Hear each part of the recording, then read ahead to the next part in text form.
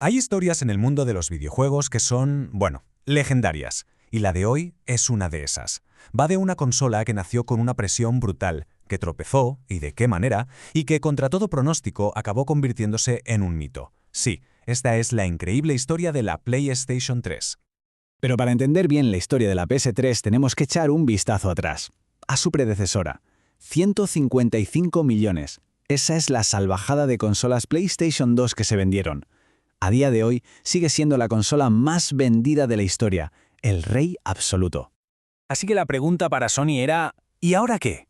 ¿Cómo se puede superar algo así? Es más, ¿cómo se crea una sucesora para una leyenda sin que su sombra te devore por completo? El reto era sencillamente gigantesco. Y aquí, precisamente aquí, es donde empieza todo, con el que podríamos llamar el heredero imposible. Las expectativas no es que fueran altas, es que eran casi de ciencia ficción. Sony no tenía que hacer una consola nueva, tenía que inventar el futuro de los videojuegos. Casi nada. Pero ese futuro no llegó como se esperaba, ni de lejos. El lanzamiento de la PlayStation 3 fue un tropiezo carísimo, uno que casi se lleva por delante toda la marca PlayStation. $599. Ese fue el precio. El precio de salida en 2006 para el modelo más completo. Una cifra que dejó a todo el mundo en shock y que desde el minuto 1 se convirtió en su peor enemigo. Para que nos hagamos una idea de la locura que era esto, la diferencia era abismal. La PS3 costaba $200 más que la Xbox 360, su gran rival, que además ya llevaba un año en la calle, y más del doble que la Nintendo Wii. Vamos, que se posicionó como un objeto de lujo en una guerra que se suele ganar en el bolsillo del gran público. La cosa era tan pero tan grave que hasta dentro de Sony cundió el pánico. Shuhei Yoshida, que era una de las cabezas pensantes de PlayStation, lo admitió años más tarde. Pensé que PlayStation estaba acabada. La compañía llegó a perder $1.000 millones. Una auténtica sangría. Y por si el precio no fuera suficiente problema, en el corazón de la consola había una bestia muy particular, el procesador Cell. Era una maravilla de la ingeniería, potentísimo, sí, pero su arquitectura era un auténtico quebradero de cabeza. Era tan diferente a todo lo demás que los programadores tenían que, básicamente, aprender a hacer juegos de nuevo solo para ella. O sea que al final no fue una sola cosa, fue literalmente la tormenta perfecta.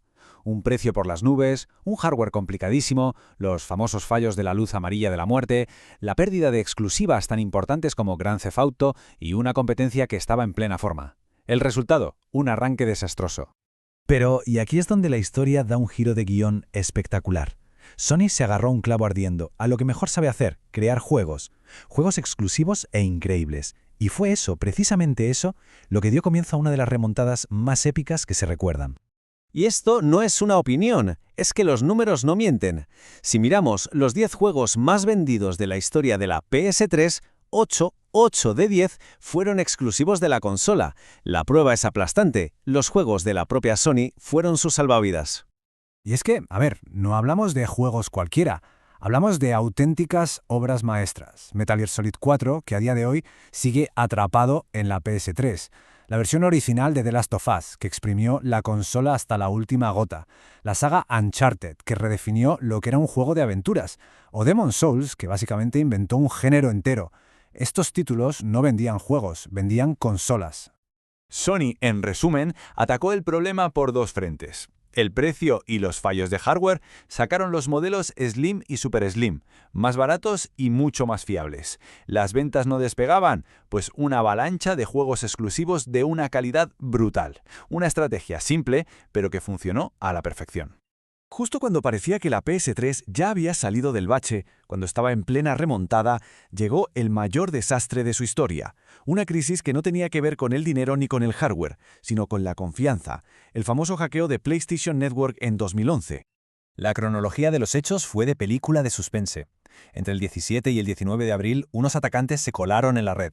El día 21, Sony tomó la decisión más drástica posible: apagarlo todo. El servicio online de PlayStation desapareció del mapa y no volvería, y solo de forma parcial, hasta el 16 de mayo. 23 días, 23 larguísimos días de apagón total.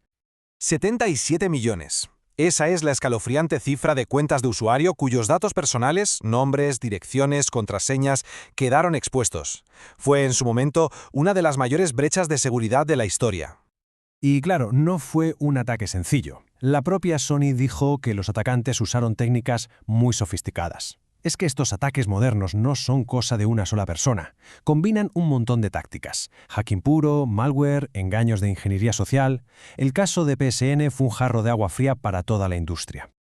A pesar de todo esto, del lanzamiento, del precio, del hackeo, o quizá en parte por toda esa historia de superación, la PS3 ha envejecido de maravilla, hasta convertirse en una de las consolas retro más queridas.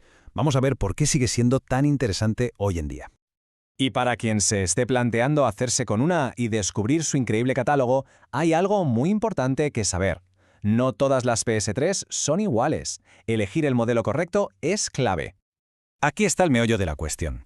El modelo original, el FAT, es el sueño húmedo de los coleccionistas porque algunos modelos leen juegos de PS2, pero es una bomba de relojería. Falla más que una escopeta de feria. La Super Slim es la más fiable de todas, aunque su diseño, no a todo el mundo le gusta. Por eso casi todo el mundo está de acuerdo en que la Slim es la compra inteligente.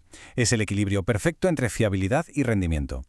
Entonces, ¿qué tal se porta hoy? Pues a favor tiene un catálogo de juegos en físico gigantesco y tirado de precio, un puñado de juegos que siguen siendo exclusivas y que lee todos los juegos de la primera PlayStation. En contra, la interfaz va a pedales, el wifi es de otra época y encontrar mandos originales que no estén destrozados es una misión casi imposible. En definitiva, de ser un desastre de $1.000 millones a convertirse en un clásico de culto. El viaje de la PlayStation 3 es, sin duda, una de las mayores historias de superación del mundo de los videojuegos. Es un testamento a la perseverancia y, por encima de todo, a la magia que tienen los grandes juegos. Y para cerrar, ahí queda una pregunta en el aire. Si tuviéramos que elegir solo un juego, uno solo, ¿cuál es el que mejor define el legado de la PlayStation 3? Ese que resume su lucha, su ambición y su victoria final. Da para pensar.